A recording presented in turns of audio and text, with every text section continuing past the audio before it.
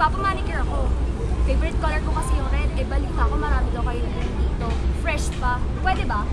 Ay, sorry ma'am. Sisimulan ko na po ba? Ay, wag muna.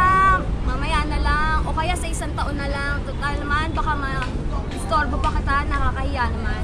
Ay, sorry po ma'am. Pakilagay na lang po yung kamay dito. Straight lang po huwag niyong gagalawin gawin para hindi po tayo na.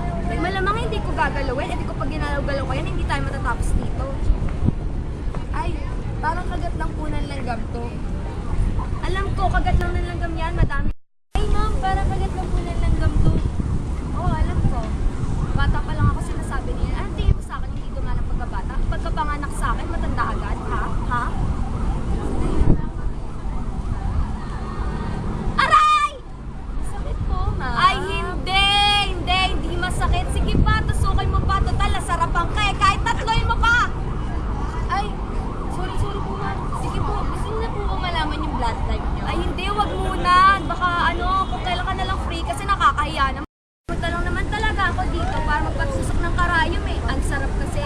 Uuwi na lang ako. Tutusukin ko ng karayom yung sarili ko. Tapos, ipapadala ko sa'yo yung mga dugo ko.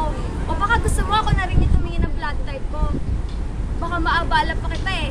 Hiyang-hiya naman ko sa'yo.